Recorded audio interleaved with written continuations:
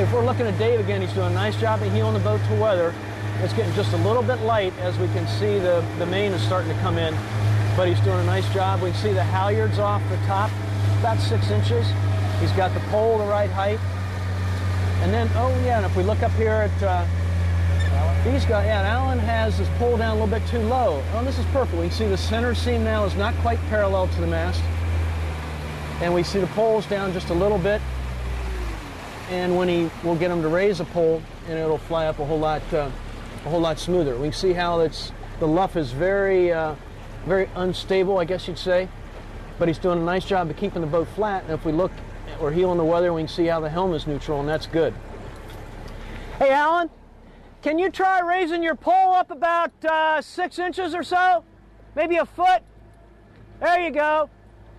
There, now we see, there we go. Now that'll allow them, and try easing the sheet out a little bit if you can. A little bit more on the sheet. There you go. There you go. Now we can kind of get the feeling that the chute's a little bit fuller, a little bit more powerful. There we go. That's it. That's it. Now the center seam's parallel. See how the shoulders have opened up. And rotated the windward. Yep. And yeah, and that, like this says, that allows the spinnaker to rotate out from behind the main. So now he's a lot more powerful.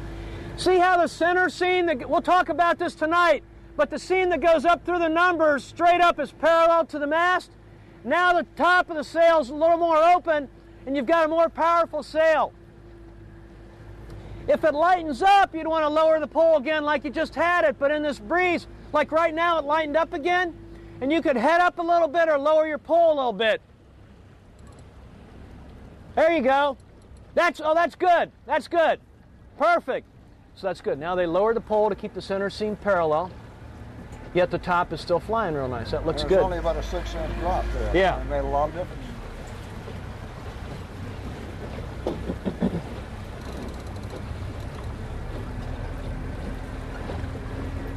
And again, there are lots of ways to jibe. And this is the way we used to do it, where we let the pole dangle and then jibe. And the skipper would try to fly the sheet in the guy. But we just found it was a little easier to have the crew fly the spinnaker through the jibe with the pole still on the mast, and then change the pole.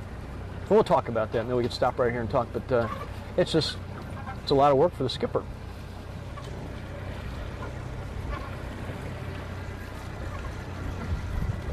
Okay. I've always left the pole on. Just Want to get them on another start here? all right. Okay, in this situation, we see the spinnaker's kind of having a hard time filling up top, and I think pulling the pole back a little bit and maybe heading up just a little bit would be really helpful. And again, easing that jib out will help keep the slot open. And one thing these guys are doing well, we can see how the top of the main is, I guess I want to use the term working, which means it's opening up nicely. We can see when the breeze is flying, the telltale is flowing up top, and that's telling us that the vang and the main sheet tension are right. There we go. Now the telltales are flowing up top, and that's telling us everything is perfect. And see, now they headed up just a little bit and pulled the pole back, and now the spinnaker's flying really well. Center seam's parallel to the mast. And now this is interesting. When the wind lightens up, we can see that top telltale start to stall on the main, like right there. And I think it's just a little bit lighter, and it's on the verge of too much vang. So again, maybe a little less vang would be helpful to allow those telltales to flow. See, again, as we watch this is the way we used to do it, and it's just a lot of work for the skipper to steer the boat and fly the spinnaker and letting the crew. We're watching Chris go upwind here, and he's doing a whole lot of stuff really well. He's steering really aggressively in this shifty stuff and doing a nice job. And we can see when we talk about the wrinkles coming from the fang tension, we see those in the lower part of the main. We see how tight his outhaul is. Check out the tack, how he stayed on the old high side. That was nice. We can see how tight here, how clearly tight his outhaul is. He has enough vang on that the bottom of the main is very flat. We can see the top telltale on the main is stalled a lot of the time. And he's putting the boat in pointing gear much of the time, but the water's very flat, so he can get away with it. We can see very little helm. Sometimes he has helm to bear off, but generally the boat's very flat with a very neutral helm. And we can see how much flatter his main is than many of the other boats that we've been looking at.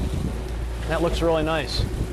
Doesn't have as much twist either. Does not, yeah, as Dave points out, doesn't have as much twist, which in this flat water is just fine. If it was choppy, that might be something he'd ease off the vang and ease out the sheet. We can see the jib looks good.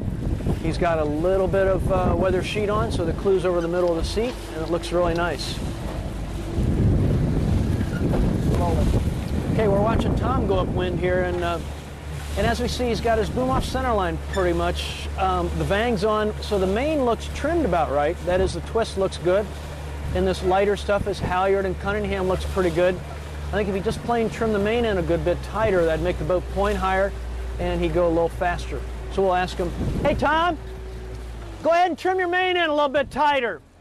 There you go, a little bit more, a little bit more. There you go. That's looking better. Maybe ease your vang off a little bit in this lighter stuff. Maybe ease it off a little bit more. You can ease it off all the way, actually, there. I think just a little bit of Cunningham vane would take care of that. Just a little bit. Tom, now trim your main sheet in a little bit tighter. There you go. There we go. Now, oh yeah, that looks good. Now that's as tight as he'd want it, but you can see he's got a nice, powerful shape.